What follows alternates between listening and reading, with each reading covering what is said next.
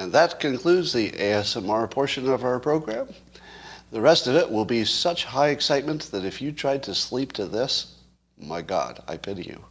The excitement that you are about to experience, the full body pleasure, the dopamine rush, unbelievable. Usually the show is great, I have to say. But today, it's other level greatness. The greatest greatness there's ever been. There will be new concepts, new ideas, shocking twists and turns. The sort of thing no one's ever seen before.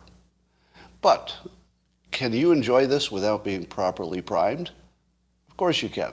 But you can enjoy it more, and all you need is a cup or a mug or a glass, a tankard, chalice, a stein, a canteen, jug or flask, a vessel of any kind. Fill it with your favorite liquid. Gosh darn it, I like coffee. And join me now for the unparalleled pleasure. It's the dopamine hit of the day. It's the thing that makes everything better.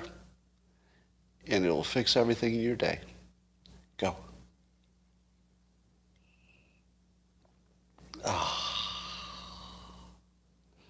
Did you see that in the news? Was it Ajit Pai was getting some grief for having a gigantic coffee mug? To which I say, the more gigantic, the better. Well, let's talk about all the news, but before we do that, special hello to Susan. Susan at the Moss Beach Distillery. And you too someday could get a special hello. All you have to do is ask for it. Turns out it isn't that hard after all. But hello to Susan. Everybody say hi to Susan. And the golden age is upon us. I don't know if you've noticed. Let me start out with a bang. Have you noticed that all of the biggest problems in the world are heading toward a solution at the same time? It's one of those things you don't notice because we always talk about the trouble. So you don't notice any positive. What the hell? Apparently something has exploded on me. Okay, don't know what that is.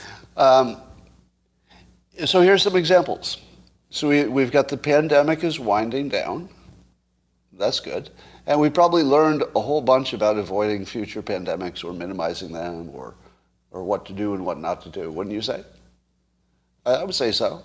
I'd say the whole pandemic thing, as horrible as it has been, and there'll be lasting negative consequences, but I think as a civilization, we're stronger than we've ever been because we know how to take care of the next one way better than we were prepared for this one.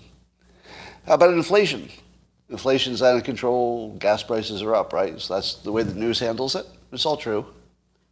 But there are smart economists saying today, according to the news, that they believe we may have peaked, that we may be at the top of the inflation, and that you would see what they call the flexible part of the inflation coming down rapidly in the summer.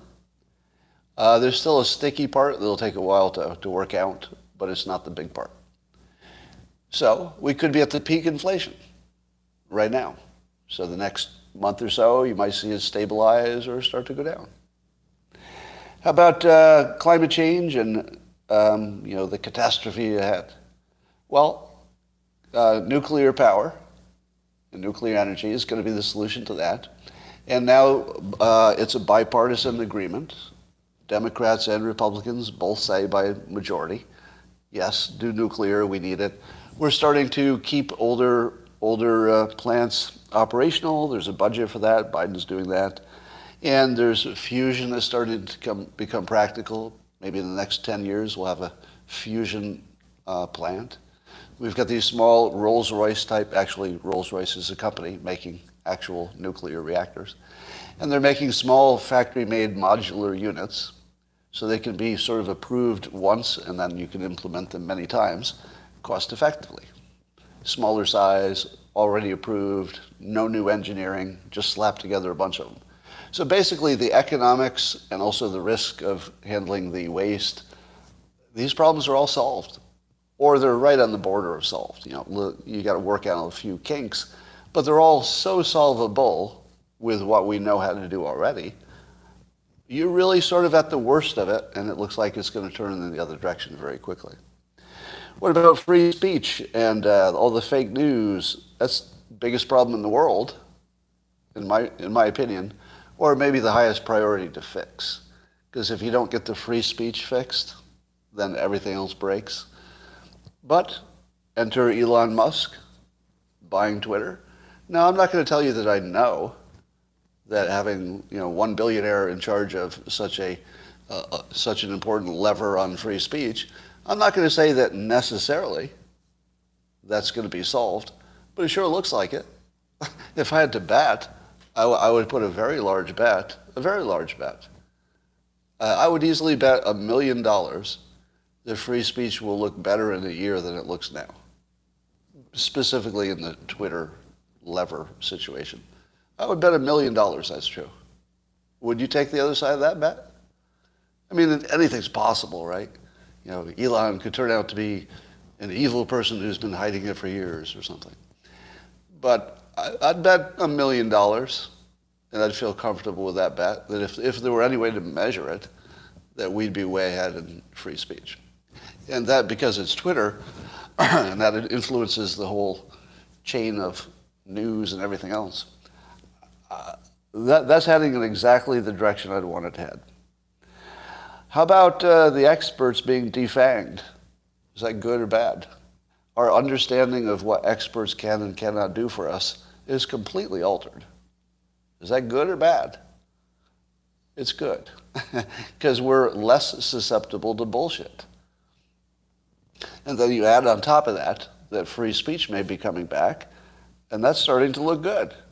So our ability to communicate instantly across the globe is in pretty good shape. The internet is just, it's amazing. Everybody can talk to everybody. That was a big thing for the pandemic especially. But if we're trying to figure out what to do about the next emergency, we really have to understand the limits of our experts and understand what they can and cannot do in the fog of war. And we should also be more forgiving when they get it wrong. So we should be improving in both directions, and I think we will. I think we should be more forgiving in the fog of war, and we should be even, let's say, less forgiving and more skeptical when things are settled down, right? It would be good to go hard in both directions at the same time. More skepticism, but also more forgiveness. I think that's happening. What about, Ukraine and Russia could turn into a nuclear confrontation, but I don't think people expect it. I don't expect it. So I don't think that's going to happen. You have to worry about it, but I think the most likely outcome would be a permanent understanding that you can't attack your neighbor anymore if you're a certain type of country. Maybe far less industrialized countries that nobody's paying attention to can do some bad stuff to each other. And that'll last for a long time. But in terms of a tank war, I think this is the last tank war. Does anybody disagree? I think this is the last tank war where you invade your neighbors with heavy equipment. I just don't see it happening again after this. It's just so obvious that the defensive weapons are better than the offensive weapons in this situation. Somebody says no, maybe there'll be better tanks, who knows. But I think that war in terms of the World War II style that we're seeing, unfortunately, again, I think this is the example that will just seal it for everybody. It's like, okay, these tank wars don't work. Because even if Putin gets what he wants, it's not going to look like it was a good idea to everyone else, right? Even if Putin convinces Russia that it was a good idea because he controls their information, nobody else is going to think it was a good idea, even if he gets control of Ukraine. It's just not going to look like a good idea. So that's good. I think the supply chain issues, which are bad and might worsen a little bit in the next month or so, these are the kinds of things that humans fix really well. If there's one thing that you could depend on humans to fix, it's the supply chain. because there's so many people who have vital interests in it. It's the most important thing in the world right now, actually. And there's so many ways you can communicate. There's so many ways you can alter transportation, emergency resources, etc. It just seems to me that this is exactly the kind of thing humans are good at. I'm not too confident that the poorest countries are going to come through this okay. Maybe that's going to get pretty dire. But I think that we're going to go through an uncomfortable bump, no matter who you are, and then it will be better. And it will probably be better forever, because we'll figure out where all the weaknesses are, and then we'll have a workaround for every weakness in the future. These are really, really big things that look like minor efficiency improvements, but these are the things that make civilization survive. And these go right to survival of humanity. So I think the food issues will be fixed, and we'll probably rethink our entire how do you create food, how do you grow it, how do you fertilize it. The fertilizer thing's a big problem, by the way. That was a big, big problem. But I think we'll have time to put enough human ingenuity into it to fix it. Because remember, there was a time when we thought we would run out of food entirely, and then somebody invented fertilizer. That was that, plus I assume irrigation methods would be the two things, and then pesticides, yes, the third thing. So those are three things that I don't think anybody foresaw the inventions of.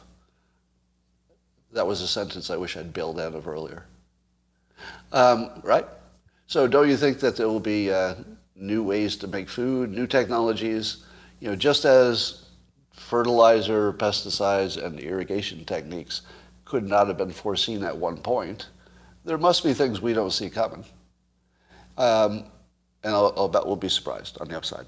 The only thing that I think is broken with no plan in place to fix it is election credibility. Wouldn't you say?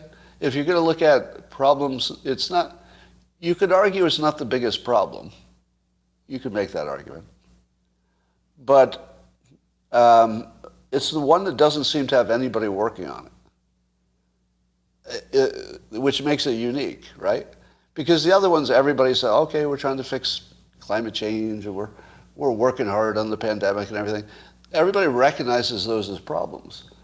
But even though the public has great skepticism about the credibility of the election system, just the ability to give us an accurate count, I don't really see anything happening there, do you? It's the biggest problem that doesn't have anything that looks like a solution percolating in any way. But I think we'll get there too. So I think you could add to this list. We're in this weird place where we definitely had, civilization just had the shit slapped out of it. Between the pandemic and now the war and the supply chain and every other damn thing, inflation. And I think we're going to actually handle it. And if we do, we're in really strong shape. So I think that's where we're heading. So that's my positive for the day. The White House Correspondents' dinner happened. I'm going to just tell you some of the better jokes. The only thing that's worthwhile from it.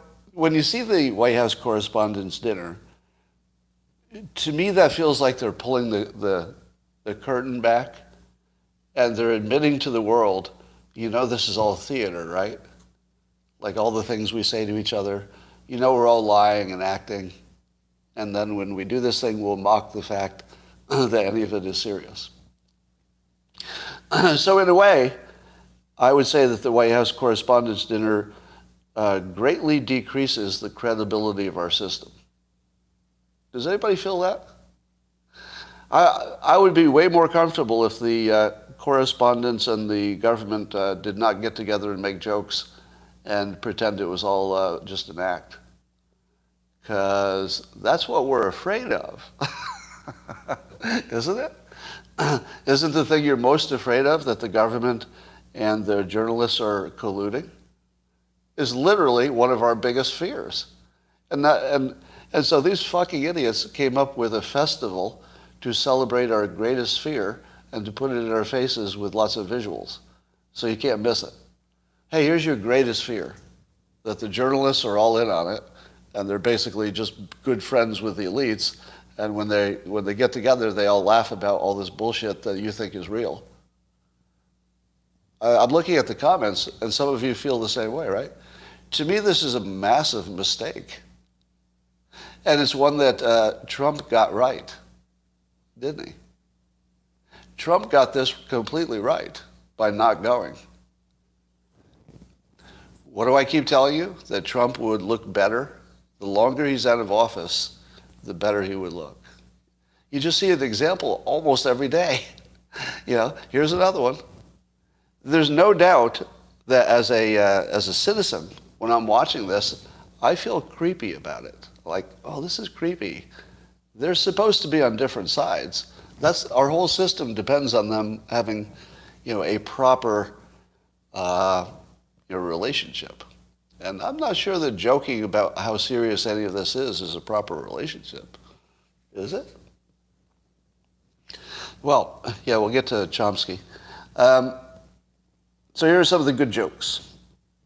And these are Biden's jokes. So let me give a shout out to his joke writer. Whoever helped Biden write his jokes, pretty good. Because they weren't too edgy.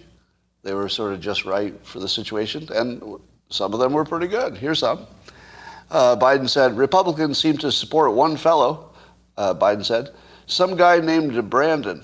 He's having a really good year, and I'm kind of happy for him. That's a good joke. All right, here's another one.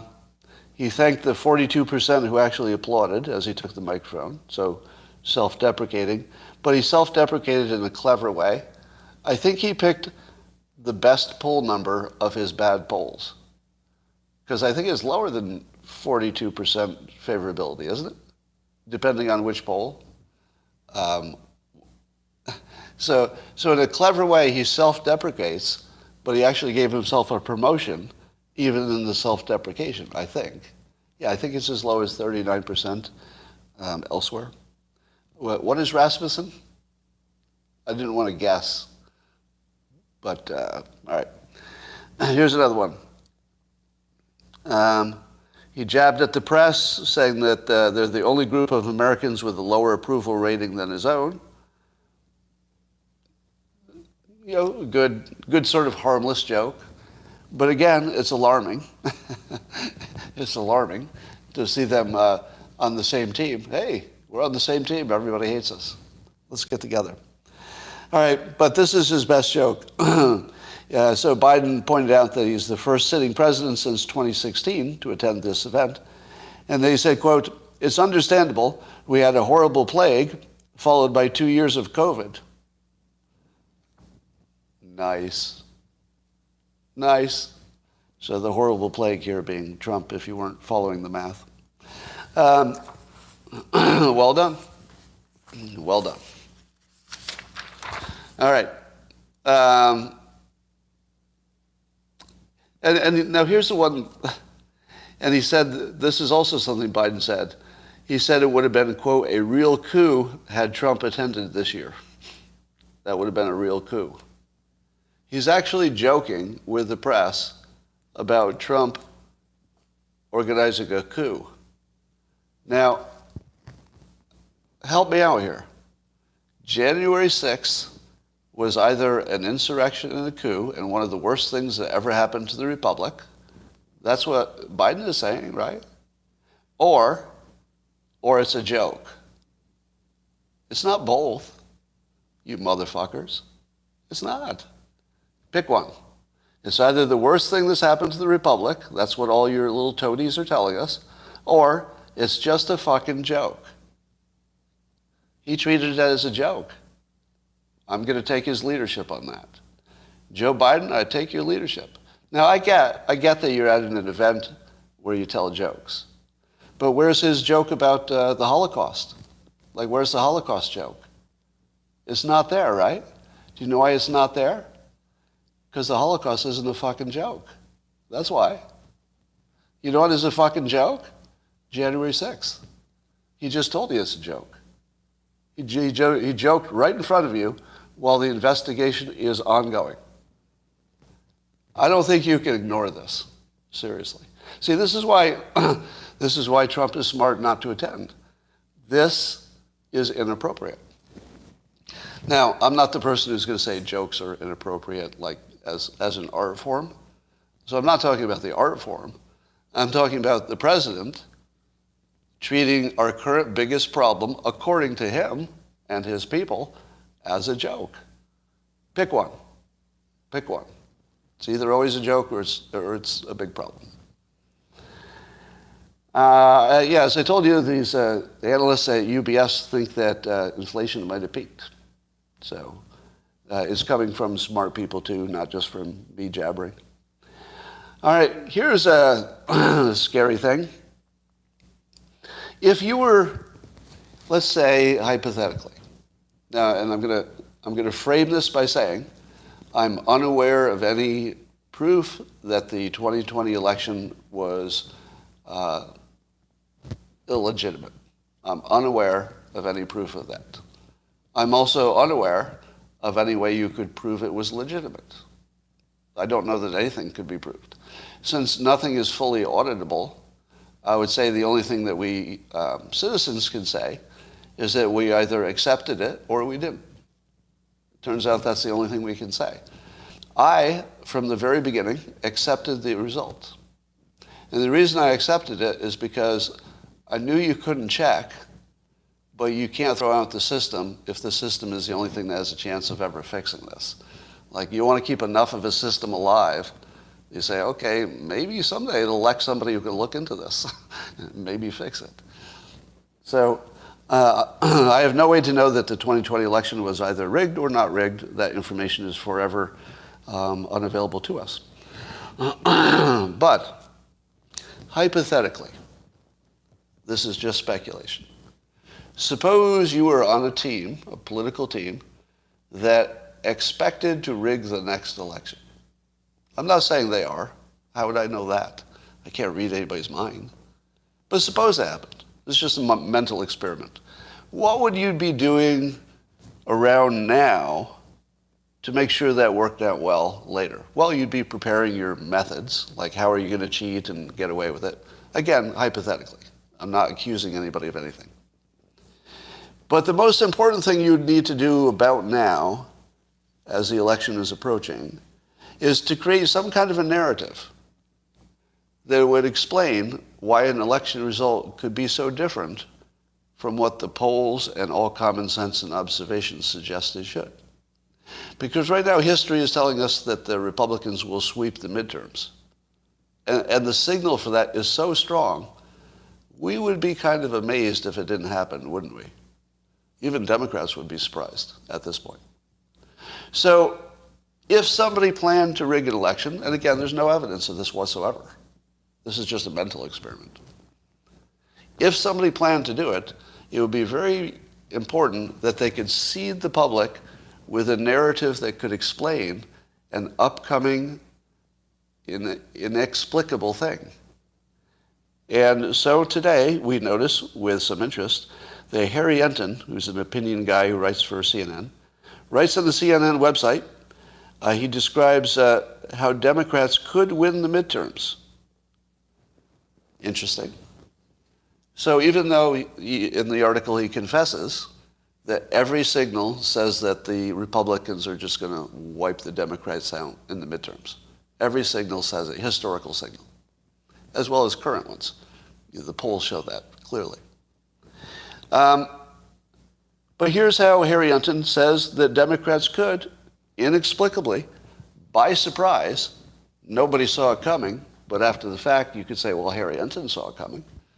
And here are the three things, it's all it would take. Number one, Harry explains, bad Republican candidates. Well, that's a pretty good comment. If all of the, or if most of the Republicans running for office were just terrible candidates, well, that would change things, wouldn't it?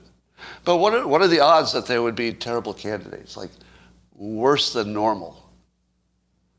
What would be the argument that they would be worse than average, like every other election every other time? I don't think there's an argument for that, is there? But do you know this has an interesting quality to it? bad Republican candidates. It's kind of subjective, isn't it? Isn't that interesting?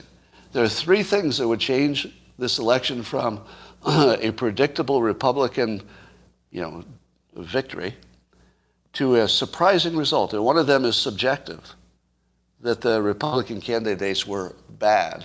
They were bad. They didn't do enough work. They didn't campaign right. They didn't have good campaign organization. Isn't it interesting that one of the three things that would explain a surprise election result would be something that you could always say was true and nobody really could prove it? Well, here you go. All those Republicans lost, therefore, it's proof they were bad candidates. Wait a minute. The fact that they lose is proof that they were bad candidates? Or were the bad candidates what caused them to lose? Wait. You see how interesting this thing is? It's a setup that they can just say, well, they ran bad candidates. Nobody can prove they didn't. Nobody can prove they did. It's purely subjective. What's the second one? Second one is the economy improves. What are the odds that by election day there won't be noticeable improvement in the economy? I mean, we could slide into a recession. It could get worse. But if it gets worse, then even cheating isn't going to work, right? If the economy is actually worse than right now by election day, then, there's no Democrat who has, at least no Democrat who has a close race who's going to be too happy about that. But it's a good bet that at least on some measures, such as I imagine the inflation rate will come down by then. That's a good bet. You don't know, but it's a smart bet. So let's say a few of the economic indicators improve. Not all of them, but let's just say a few good ones improve. Let's say the GDP is no longer negative. How hard would that be? How hard would it go from our first negative GDP to a little bit positive? Let's say up 1%. Probably not that hard, right? Supply chain gets worked out. Ukraine starts negotiating with Russia. All of a sudden, inflation goes down 25%. So even if the economy is still bad, and even if Biden and the Democrats are the cause, wouldn't this give Democrats an argument that the economy improved? Well, we told you if the economy improved, the Democrats would do better than you thought, right? So now you have two subjective things. Bad Republican candidates, nobody would agree what that looks like, and the economy improves, which is almost guaranteed just by sitting around and waiting. Now those are two pretty weak indicators, aren't they? And then the third one is Democrats basically have to turn out and vote for Biden. So they have to give a good turnout. What do you think would happen if an unusual number of Democrats voted? Like so many Democrats voted that by historical standards, you say to yourself, this doesn't even look real. If I didn't know better, I'd think this was rigged. This number is so big. They're literally telling you their game plan right here. It feels like they just mapped out exactly what they're going to do. There's going to be a rigged election. And again, I don't know this. This is just a mental experiment, right? I don't have any evidence of this. All we have is foreshadowing. Is foreshadowing evidence? Remember, evidence isn't proof. Evidence is just something that, maybe collectively could get you to a proof. But foreshadowing is like weaker than that. It's just something that you say, pattern recognition. Pattern recognition has kicked in. I feel like I've seen this pattern before. That's all it is. So it's not evidence. It's definitely not proof. But there's definitely some foreshadowing here. So let me say the one thing that I can say for sure. This is foreshadowing like crazy. This foreshadowing is setting up a narrative that if there's an unexpected Democrat win, and they maintain, let's say, or they somehow they own both sides of Congress, people are going to say, look, Harry Enton already told you how this could happen. It was easy. The Republican candidates were crazy. They were basically all Marjorie Taylor Greens. That's what they're going to say. didn't have any good candidates. They were all Trumpers or whatever they were going to say. The economy improved. Of course, in some ways it will. They'll make that argument. And then they'll say, yeah, and the Democrats were really enthusiastic, got that turnout out there. Man, they got some turnout. This is pretty scary shit. All right. Every once in a while, you see a topic that's a political topic in which all the people on one side are the smart people, regardless of their political affiliations, and all the people on the other side are dumb people. Now, you don't see that often. Usually you see people just support their side. But this whole free speech thing is actually very interesting because all of the smart people are on the same side. And I'll give you an example. Bill Maher, he wasn't too familiar with the Babylon Bee, the satirical site that got banned from Twitter. But he, having read up on it, he supports the fact that they shouldn't have been banned for jokes, basically. So Bill Maher is on the same side as, the darkest, deepest Republican on this issue. But also all the smart people are on this side. I don't think you could find a smart Republican or a smart Democrat who would think that the Babylon Bee should have been banned from Twitter. I don't think you could find one. It's a weird issue that literally just intelligence is the dividing line and not party affiliation. Because at a certain level of intelligence, you know that whatever the Babylon Bee did had minimal to no effect on anybody. But any kind of punishment to free speech, even by a private entity in this special case, is a bad precedent. Pretty much all the smart people agree with that. Yeah. All right, but here's the most surprising story of the day, and I would like you to savor this one, or to possibly puke in your mouth on it, depending on your political leaning. Do you all know Noam Chomsky? He's a very famous intellectual, and he's famous for many things, including being so left. He's like the leftiest of the left, wouldn't you say? Right, he's a linguist, but he talks about politics, and he's famous for that. So would you agree that he's as left as the lefties could be left? Now here's the surprising part. So Noam Chomsky was being interviewed. He was talking about the Ukraine-Russia situation.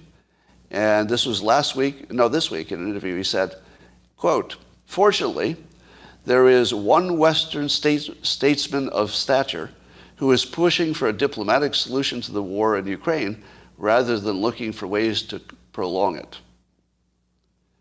Who's that?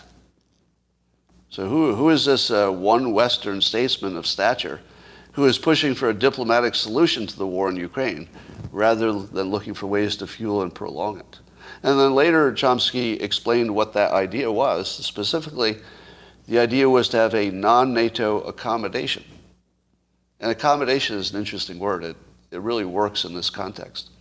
And what he suggested was, and he was saying, this one statesman didn't say this directly, but it's obvious this is where he was going. That one thing we could do to end the war, negotiation-wise, is to say to Putin, you know what? We did promise you that NATO would not expand toward Russia. And we were breaking that promise. So how about we go back to the promise to not expand NATO, and we'll form this other alliance that's not NATO. And it would be open not just to Europeans and Americans. It'd be open to anybody. And it would be sort of a mutual protecting each other agreement that wouldn't be NATO. It wouldn't be anti-Russia. It wouldn't be anti-anybody. It would just be everybody, let's look out for each other's backs. If somebody attacks you, we're your friend, but not too specific maybe. And he said that even Japan could join it, and even Russia. Russia could actually join this hypothetical organization because they too would probably like to have friends if they were attacked. And so Chomsky is saying that there is a negotiated way through this, and when he describes it, I say to myself, that feels like that could work, because that would give Putin a win, because he could say, I stopped NATO, right? And he'd probably get some territorial consolidation, at least Crimea, right? So he'd get something, and he could say, I stopped NATO. At the same time, countries that want the protection of NATO but don't want to be as provocative as joining NATO could say, well, we're not going to join NATO because we understand how that feels to Russia, and you guys are prickly about that. But we'll have this other friendly organization that's not as nearly as provocative as NATO, and it'll just make everybody happy because we're friends. Now, that would make it look like everybody could win. You could argue, who really wins, but it would give everybody an argument that they got something. And, getting back to the statesman. So who would be the one statesman that Noam Chomsky, the leftiest of the left people in the world, the guiding light of their intellectual life, who would he say is smart enough, really one of stature, who would have a way to negotiate this thing successfully? Chomsky said his name is Donald J. Trump. I will pause for a moment. This really happened. This actually happened. Noam Chomsky gave a full-throated endorsement to Donald Trump's approach and called out the fact that nobody else was in his league. Do you know why Noam Chomsky supported Donald Trump, who you would imagine would be as far away as they could possibly be in political ideology? Do you know why he supported him? Because Noam Chomsky didn't want to lie. That's my guess. I mean, I can't read his mind. I feel like he just didn't want to lie. Maybe he always feels like that. I'm not saying that he lies in any other context. It could be that Noam Chomsky is a legitimate intellectual. And by legitimate, I mean that he says what he actually thinks is real. That would be legitimate. Even if you disagree with his opinions, it's very legitimate to be that educated, that smart, and be honest. Like you have to respect that, right? So even if you disagree with him. But I'm going to introduce a new concept today. We always talk about free speech. I don't think free speech is exactly the way to talk about it, because in our world where commerce and freedom are connected, like you can say something terrible, but it's going to hurt you economically. So yeah, technically that's free speech, right? Because the government didn't necessarily do it to you. But you're not really free if you can't say something without economic repercussions. But I'm going to tell you that there's a new thing that is better than free speech, and it's called affordable speech. It's not free, but is it affordable? And there are two categories of people, at least, who have what I call affordable speech. Number one, me. People who have money can afford free speech. So when I say I have fuck you money, what that means is I can say my opinion as honestly as I want, and even dishonestly if I want, because I have the ability to say anything I want. And then if I'm damaged economically, I say, oh, fuck you, I'm going to retire anyway. I have enough money. So I don't have free speech because I will get whacked economically if I cross the line, right? I already have. I've probably lost 1/3 of my potential income for the last 10 years based on my blogging. And I knew it, right? I was completely aware that the things I was saying would degrade my income substantially. But I could afford it. So I had free speech. You didn't. You absolutely did not, unless you were also rich. But I had free speech. It cost me a lot of money, but I could afford it. There's another category of free speech. Old as fuck. When you're old as fuck, you don't care. Noam Chomsky is old as fuck. Now, I don't know, how old is he?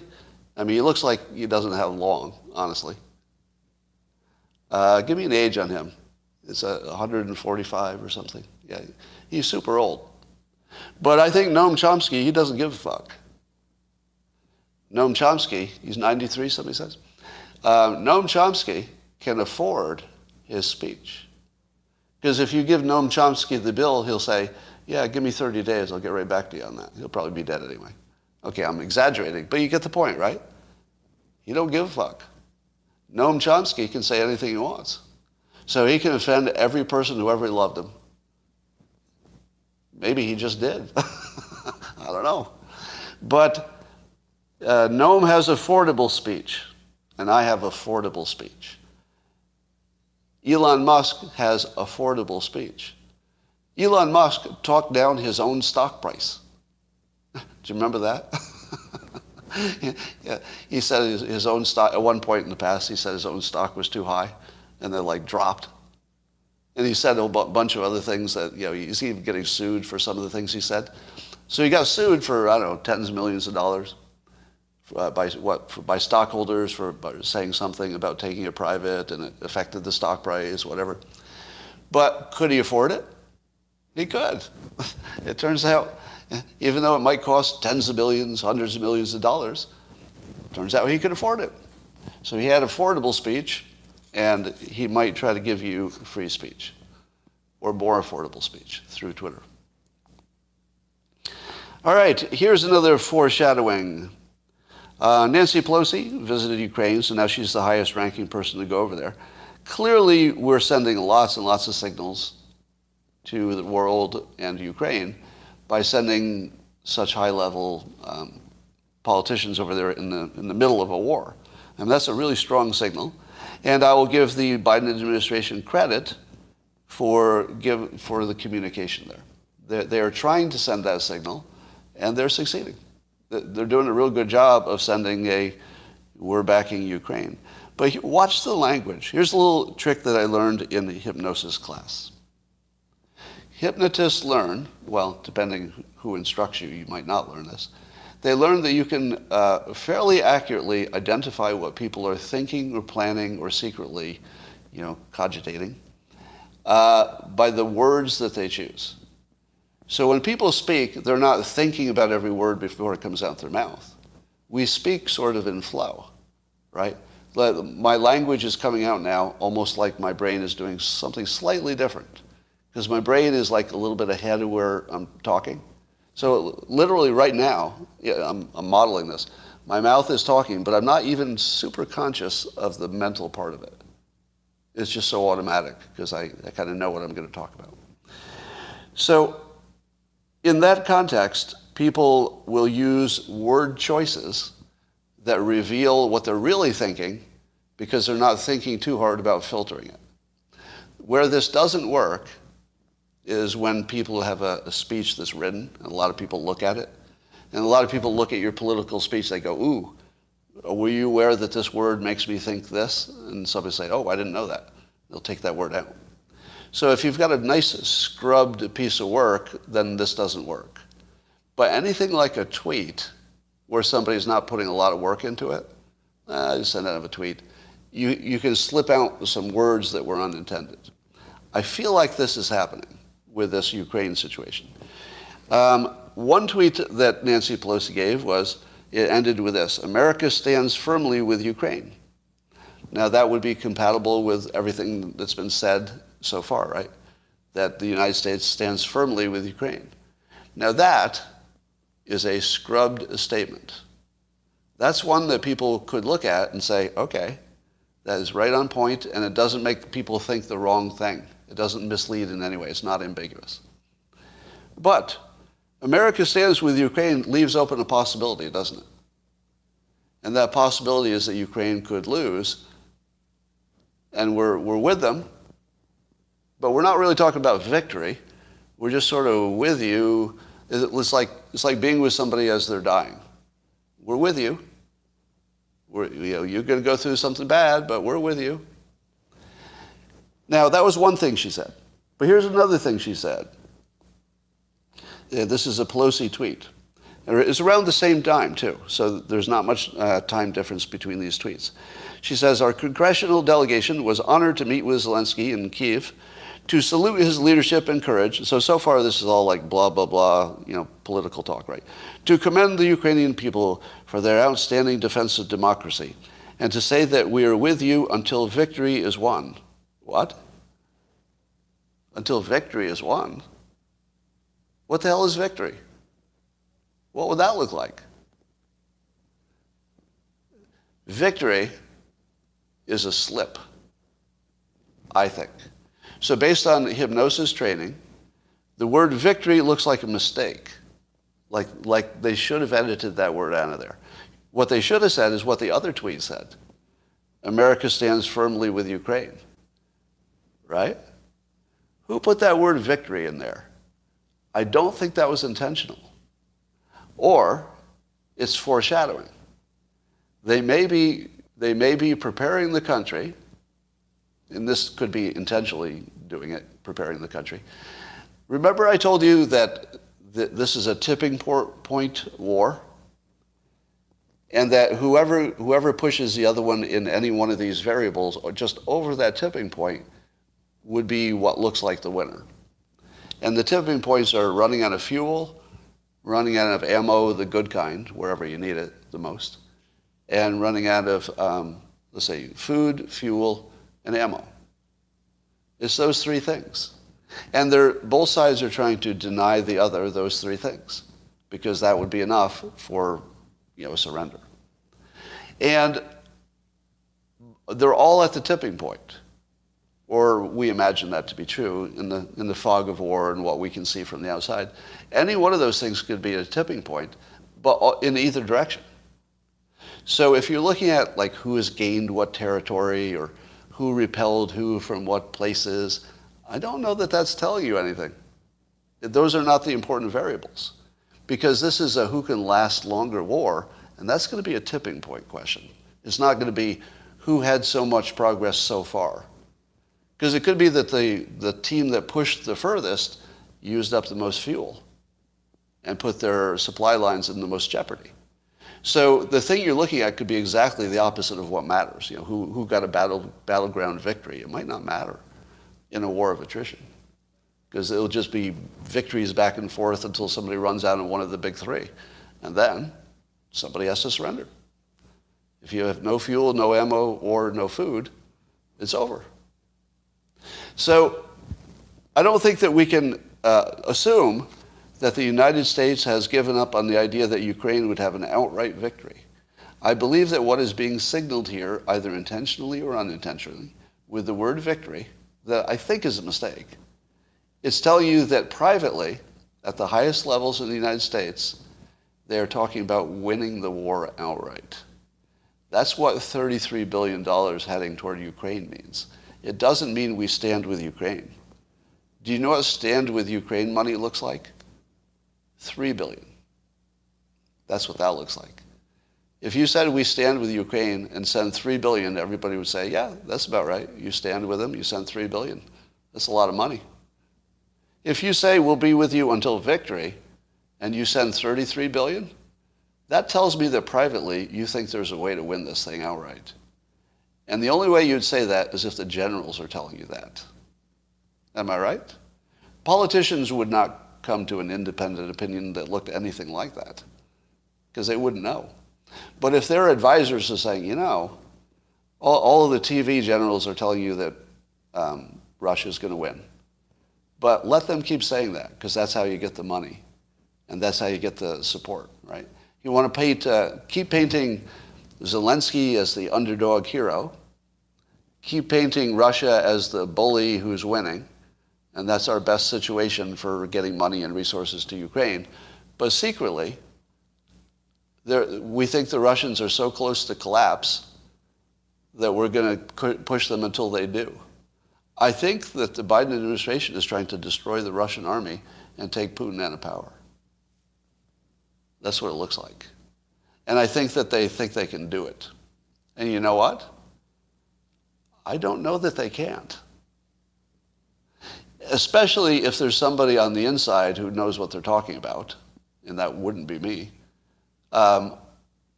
is telling them that, these tipping points are really close, and I think the Russians are a little closer to the tipping point than the Ukrainians.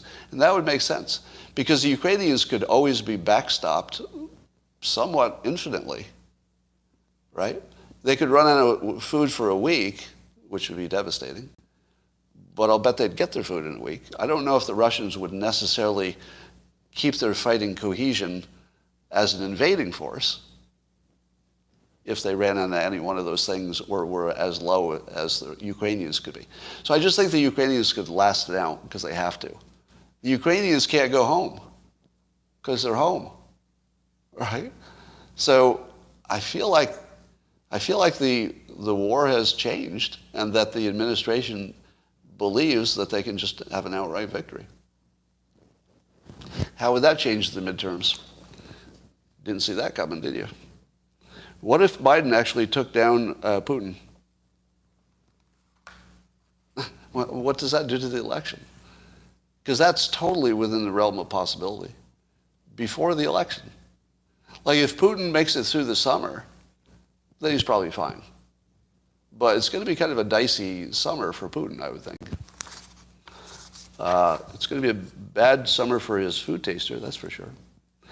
All right, one of my predictions that I've made for decades now is that we will have immortality in the digital world. And there's a company, Somnium Space, that's developing a way to have your life live on in the afterlife.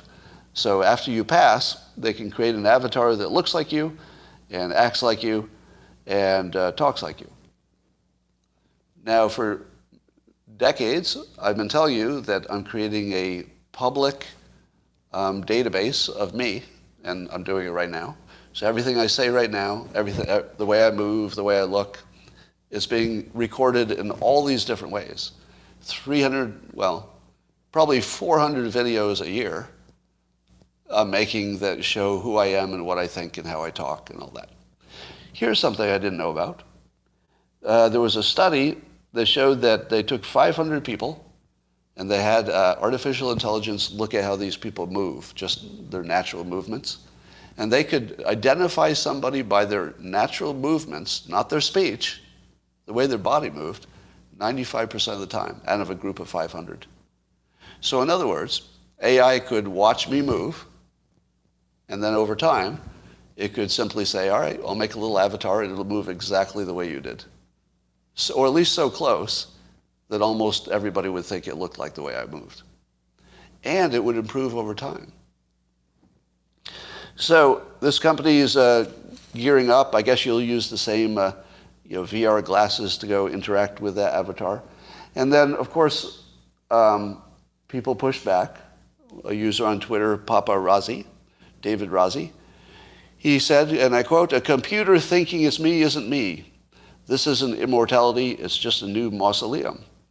To which I say, yes, to you, from your perspective, this would not be real. It would just be a computer program. But if the computer program is programmed to believe it's real, it will believe it's real because it was programmed to believe it. So it doesn't matter what you think. It only matters that the simulation thinks it's real. And this gets us this much closer to proving that you live in a simulation right now. Did you know that the closer our own technology gets to creating these simulated worlds in which the simulation thinks it's real, the closer we get to doing that in our reality, the more we will understand that it already happened and it's us and that we're literally software. Now, it's possible we're not. It's just really, really unlikely. Really unlikely.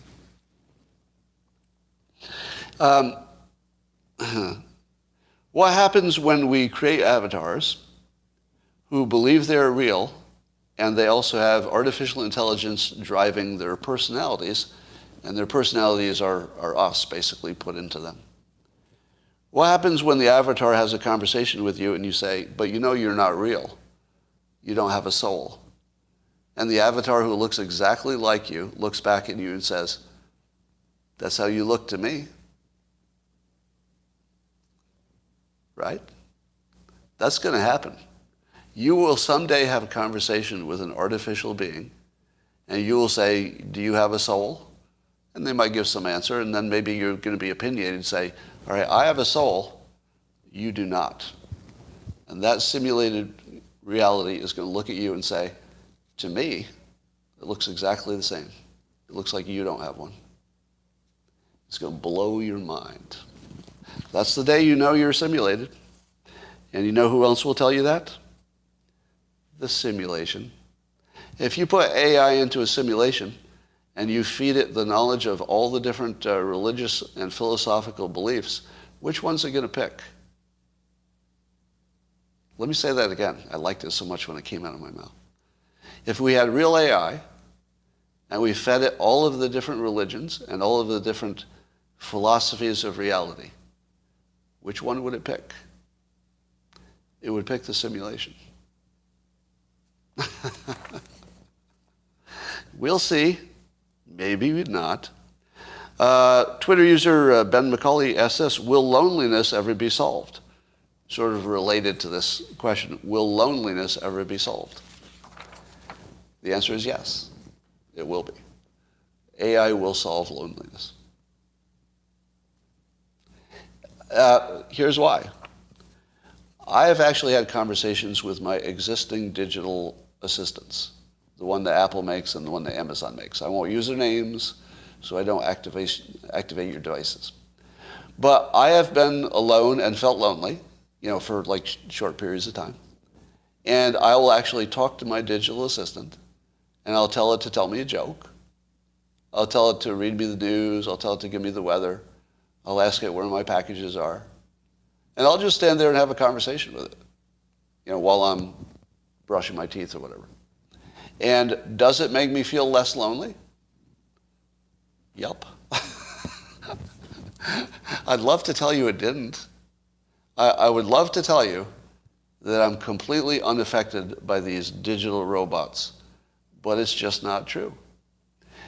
Just in the way that a movie can make you cry, even though you know it's not real, the digital assistants do make you feel like you're talking to somebody, even when you know you're not. Right? So do you think that AI plus virtual reality can't give you a friend? Of course it can. Of course it can. And it's going to be really good. And that friend will be better than the best friend you ever had. Because that friend won't suck. It'll be programmed to like you no matter what you do. You could do horrible things and it'd be like, you had a bad day, but you're awesome. The AI will always love you because it'll be programmed that way. So yes, in the same way that porn will absolutely replace real sex, it's very cute that you think it won't. I love the fact that there's some people who think that won't happen. Like, I love your plucky attitudes. There's no chance that won't happen. There isn't even a slight chance that will happen.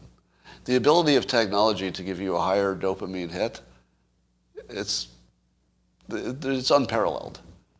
There's no way that a human will ever give you what someday, we're not there, but what someday technology will give you. I'm going to prove it now for 50% of you. It's a provocative statement that technology can never do for you, what human contact can do for you. And I'll agree it won't be exactly the same. But I'm going to give you one word, and then I'm going to tell you to go Google it, because I'm not going to explain it.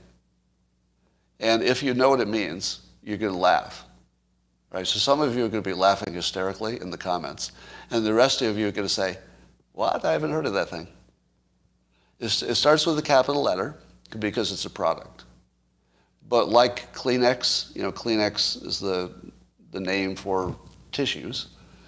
The generic name would be tissues. But I'm going to give you the product name. I'm not going to tell you what it is. You just have to go Google it yourself. And let me tell you that if you believe that technology could not be better than human contact, this might make you doubt it. The word, starting with a capital letter, is womanizer. I'm done. If you want to hear it again, you have to replay it.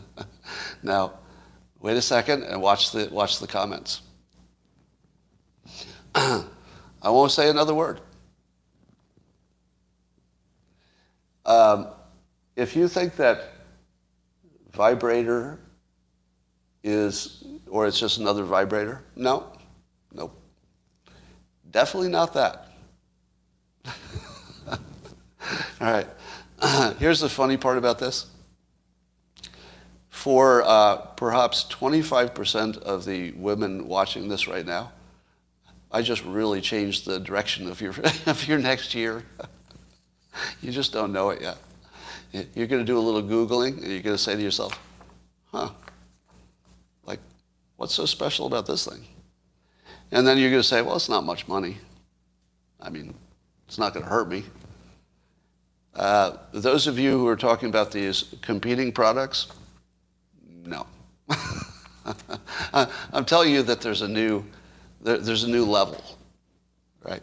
Whatever you thought was the level of artificial stimulation before, well, you're going to be surprised.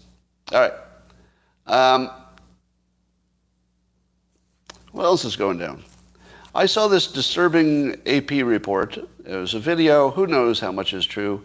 But it purported to show Ukrainian troops hunting down traitors, civilians, who were posting traitorous things online that were pro-Russia. And they were arresting them. And I couldn't tell if it was real. Now, what do you think? Do you think it was real? I worry about it, because if that was real, you can't feel too good about being on their side, because they were basically arresting people for free speech. And I don't feel like these arrests are going to be friendly. It looked a lot like Japanese internment camps in the United States. Like that's the feeling I got from it. So, war is dirty business, and if you're on anybody's side, you're going to end up backing somebody bad. All right, here's a counter-argument to the ivermectin question. So there was a big study that came out that said ivermectin absolutely did not work for COVID.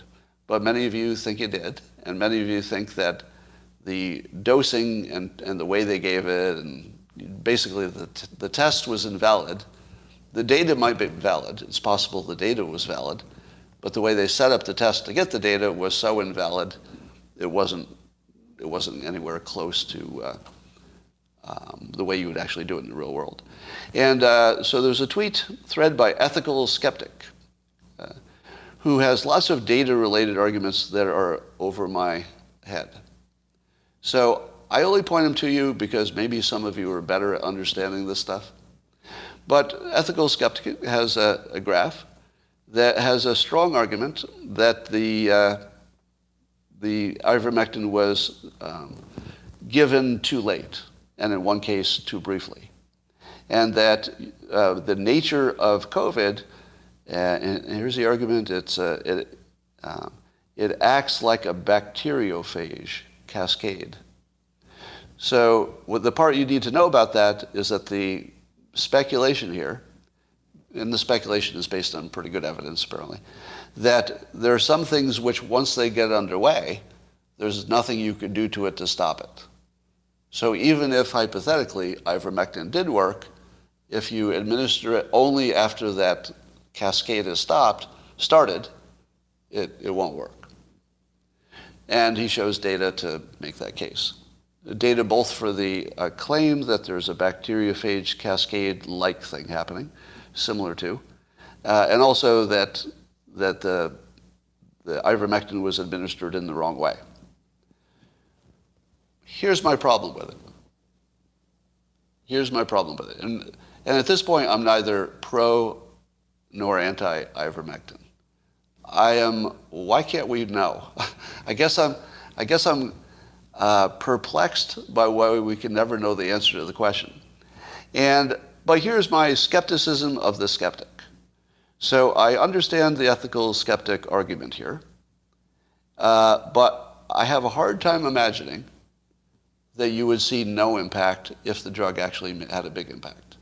If the drug implemented at the exact proper time was a miracle drug, and that was the claim, I feel like you'd see some impact. I feel as if that so-called cascade would be 10% less or something if you gave it to people at the wrong time. I don't know. But I guess we have to just say, well, I guess we'll never know. But here's the question. Do you think that somebody would have funded an intentionally misleading ivermectin study?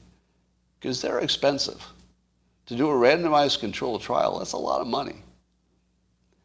So do you think we live in a world that is so corrupt that some pharmaceutical company, for example, would fund a really expensive fake study and make sure the ivermectin was used in the wrong way?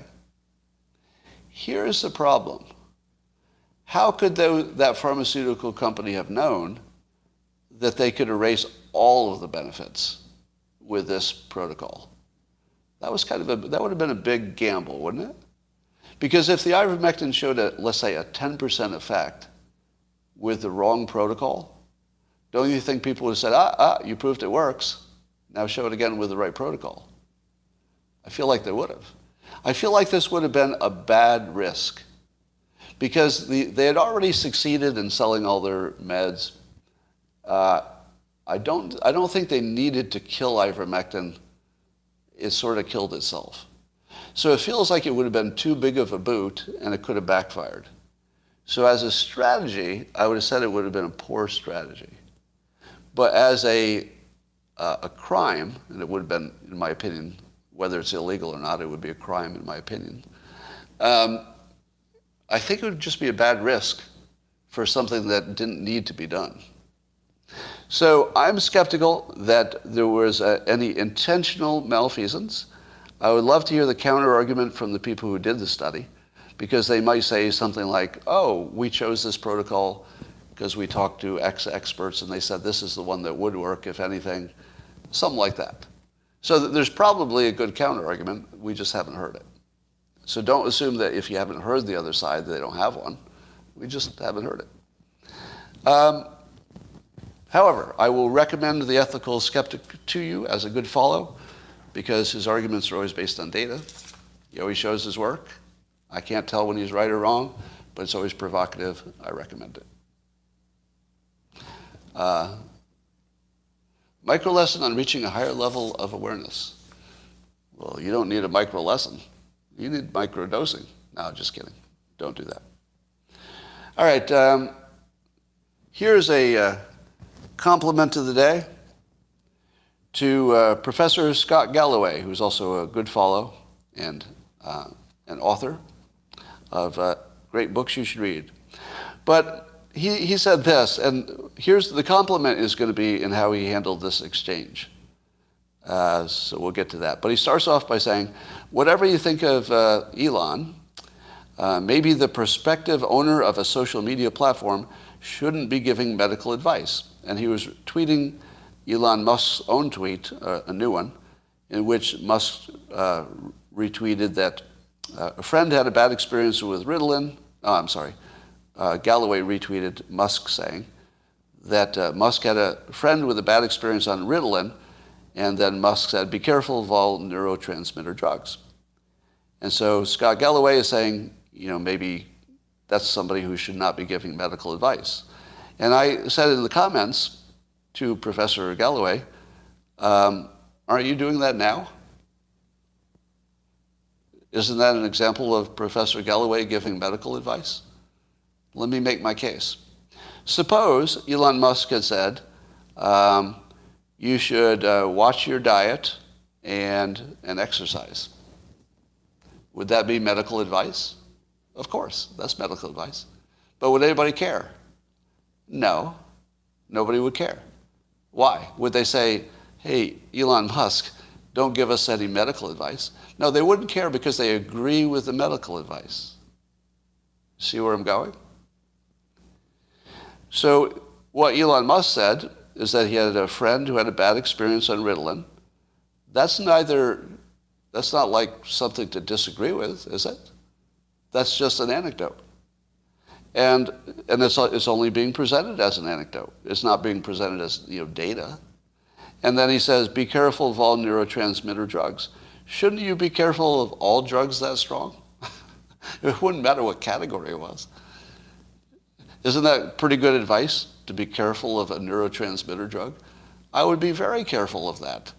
In fact, There are few things more regulated in society than neurotransmitter drugs. Try to get Adderall. Not easy, right? It's very regulated. So he's saying exactly what the medical community would say. Be careful of all neurotransmitter drugs. Be darn sure you know why you're going to use it. That seems like good medical advice. And the one bad experience on Ritalin is just telling you that all drugs have a potential negative side. Who disagrees with that? Is there any doctor who would say, no, all drugs are good and they don't have side effects? Nobody. Nobody would say that. So here's the compliment to Scott Galloway. So giving you the setup here again. He was saying that Elon Musk probably shouldn't give you medical advice, but I was noting that he was doing that now. That Professor Galloway, by saying that Elon Musk shouldn't be giving this advice, isn't it telling you that advice is wrong? So here's what Galloway replied to me saying, aren't you doing that now? He said, maybe, yes, don't know. And then he closes with, anyway, big fan. So you must read Dilbert. But if you watch Twitter, you're kind of accustomed to people just defending whatever the hell they said, no matter how ridiculous. And when I pointed out that criticizing somebody's medical advice is medical advice, instead of arguing the point, Galloway just said, well, maybe, yes, well, I don't know. Which was actually, I don't know if you could have written a better response. So, but I think he got to make his case while also being, as human as you could be in this situation. So I'll give him credit for that. And I'm not sure he was giving medical advice. I just think it was an interesting question. It's like, isn't the, rejecting medical advice, that is medical advice, isn't it? That's all I was adding to that. All right, that, ladies and gentlemen, concludes the best live stream you've ever seen in your life. I think it was full of twists and turns and unexpected things, reframes that you didn't see coming. I believe some of you, 20% of the women, 25% of the women watching here, just had a great upgrade to your experience. And I believe that you're all a little better off for this live stream. And I'm going to turn off YouTube because I've got a few more minutes with the Locals Crowd subscription service. You should check it out. Bye for now.